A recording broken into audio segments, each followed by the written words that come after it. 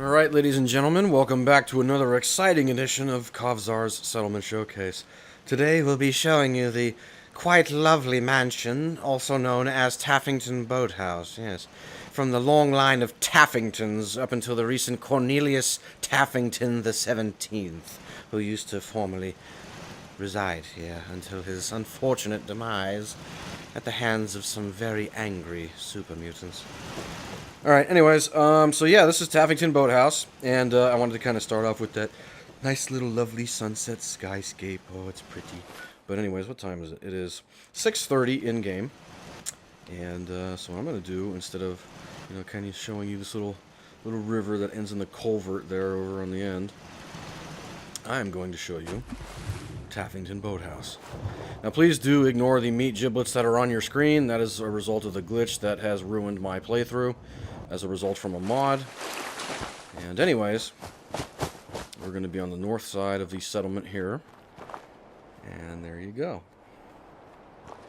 And I didn't come up with any snappy names for the place, so it's more, even though I am doing a voiceover for this and it's kind of a small settlement, and I didn't give it a name, obviously, it's kind of like a little outpost. I mean, if you look at the main menu map, kind of in the middle of nowhere. It's next to Covenant, which I haven't found, ironically, yet.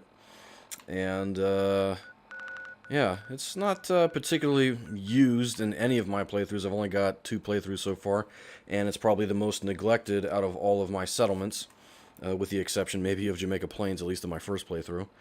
And in this playthrough, I don't know, I spruced it up a little bit, but it's still kind of small, and it's actually nice and cozy.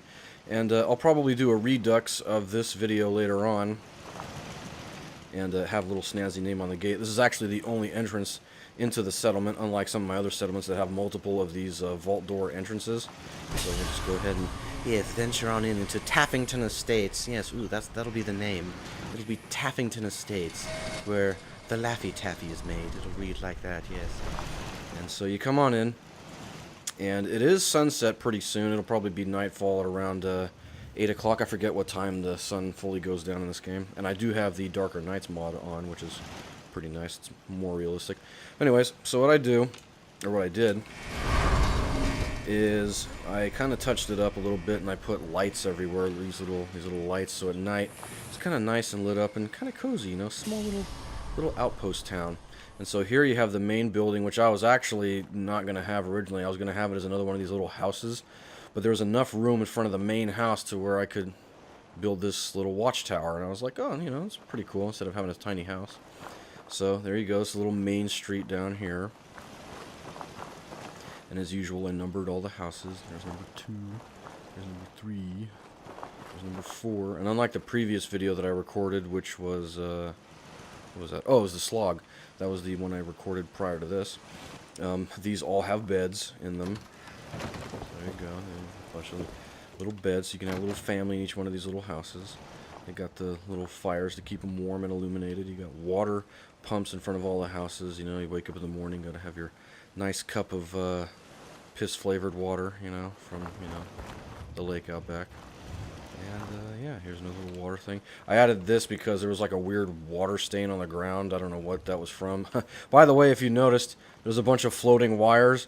Again, this was the work of mods that were kind of half-assed, it looks like, because there were electrical poles I could delete in the settlements and beyond the settlements, but you can't delete the wires that go between them. So, yeah, it looks kind of screwy, but that's mods for you.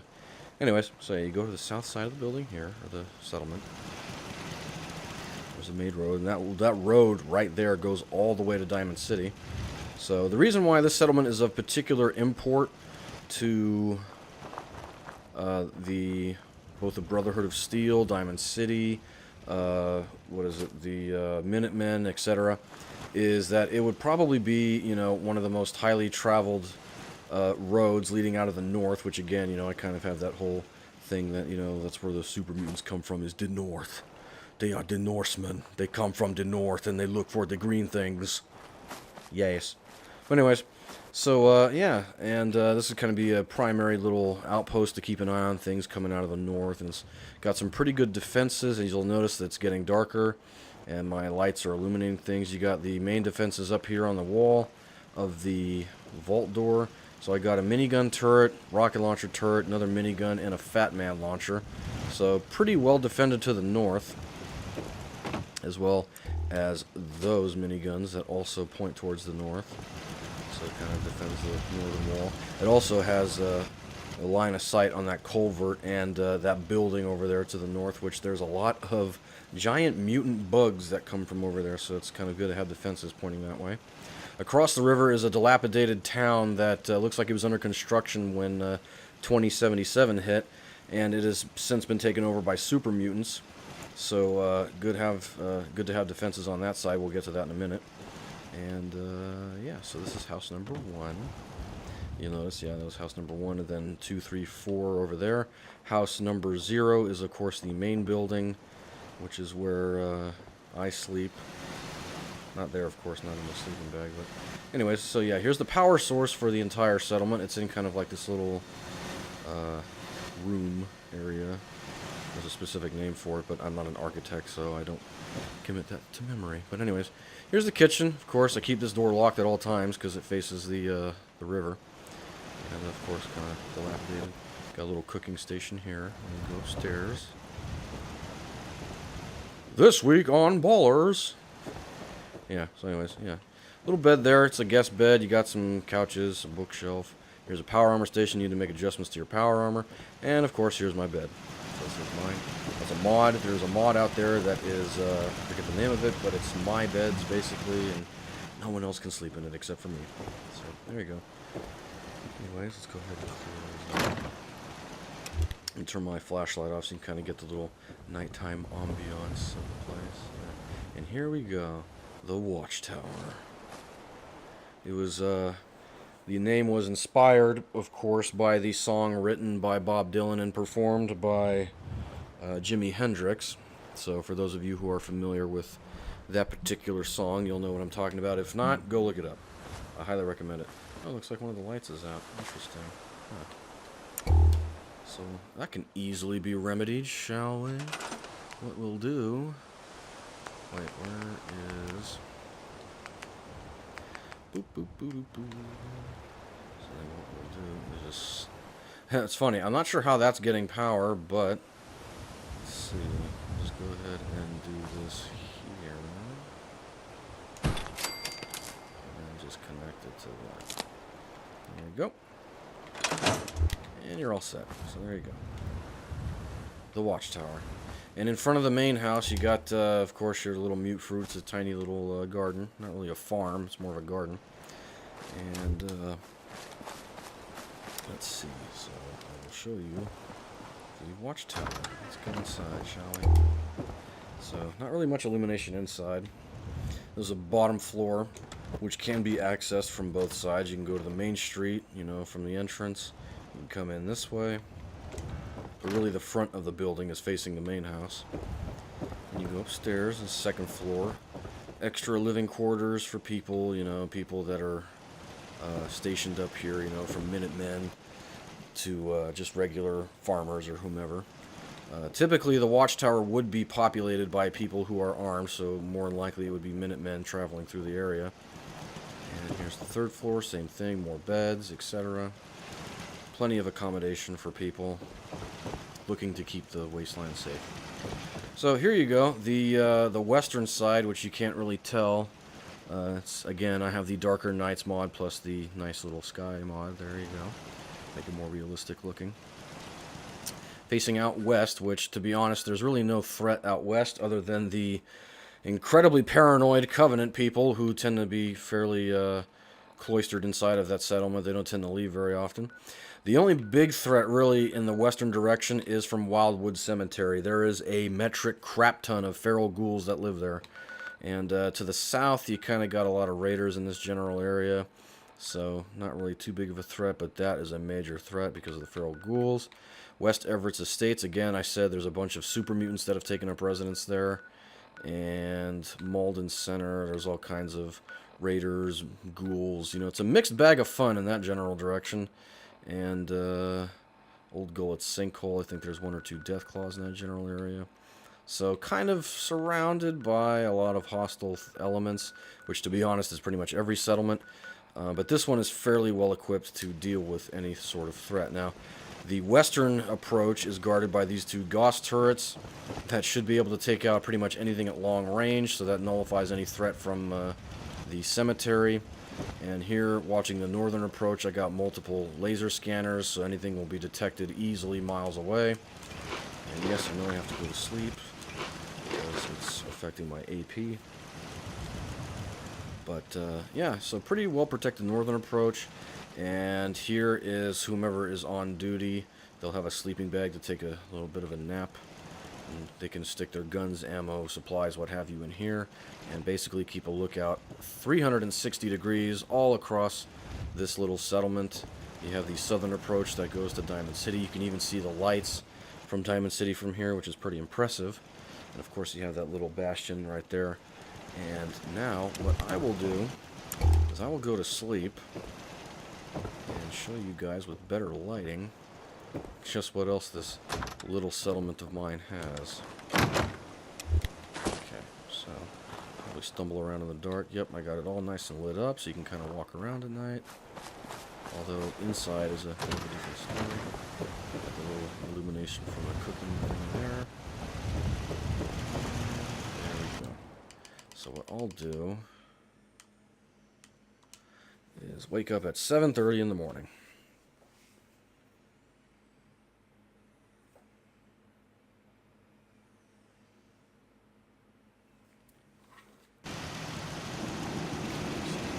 Uh-oh. Looks like a bit of a rad storm's rolling in. There's a snake in my boot. Alright, so here we go. Yep, bit of a rad storm. No worries for me. I regen rads now because I'm pretty much maxed out for my character. So, what we're going to do is go over here.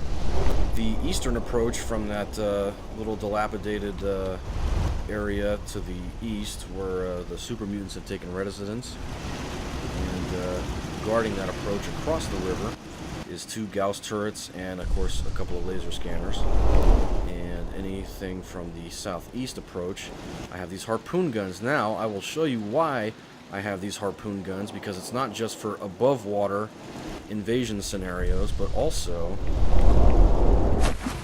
because there is a secret entrance and exit to this place. And again, disregard the meat chunks in your field of view. It's because of a horrible glitch. Anyways, so you can get in and out of the settlement via this secret entrance that only the settlers in the settlement should know about, so that's why it's utter secrecy is required. But if anybody ever does try to sneak in through that area that's not authorized to be in the settlement, the harpoon guns will pick them up and nail them through the water. So pretty good defensive plan there. So then we just go back here. We're back in the settlement. Pretty cool, huh? And if anybody ever manages to breach the defenses of the settlement from the west, from the north, from the south, and they start pouring into here, and you know it's a pretty nasty scenario, you can always escape through the secret exit and just go out this way.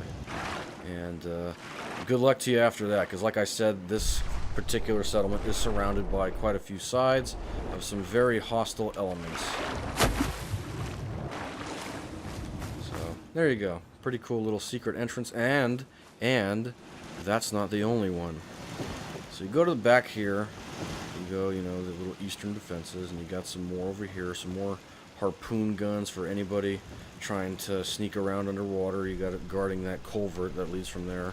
And you got more secret defenses, so if somebody manages to knock out those defenses along the vault door wall and they come here to kind of sneak around, they'll get, you know, pelted with hundreds of rounds a second by these two miniguns over here as well. So pretty heavily defended on the north side. But anyways, here you have the namesake of this settlement, the actual boathouse. So you just kind of come in here. And this room, I kind of converted. I deleted a lot of stuff that you really are not supposed to be able to, but again, mods. I put a bunch of floor paneling down. And this is basically a room that would be for any sort of trade caravan people, traders and stuff that come through here and trade their wares, and they need to place the bed down for the night. They would sleep in here inside of this room. Now I know, again, that's a bit of a security risk given that this is kind of a similar situation where it's a secret excuse me, secret entrance and exit.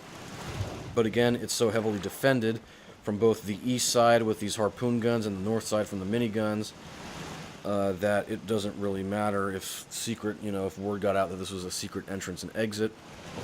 And again, it's just kind of a nice place that if you want to go take a swim and cool off. I mean, again, if you would take rads, but you would have the means of curing that, whether it's a decontamination arch or some Radaway or Radex or what have you.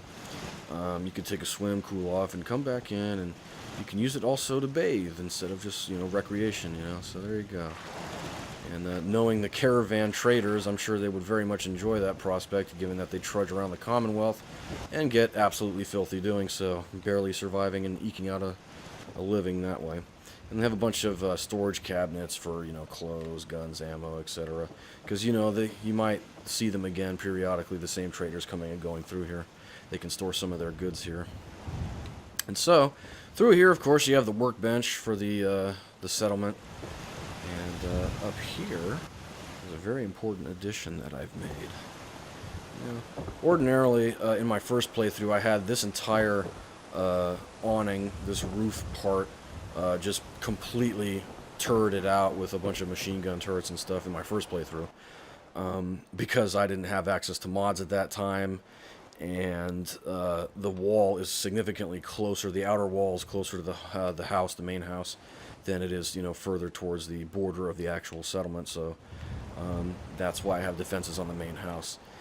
But since I have the watchtower, a bunch of defenses on the walls, the outer walls, I got a bunch of houses, tiny houses blocking the field of vision from outside to the main house. This is arguably one of the most well-defended areas in this settlement, and probably in all of my settlements. So, pretty impressive stuff there. And, of course, there's a little staircase right there. You can go on top of the boathouse. And here's a little walkway I designed to the back of the house.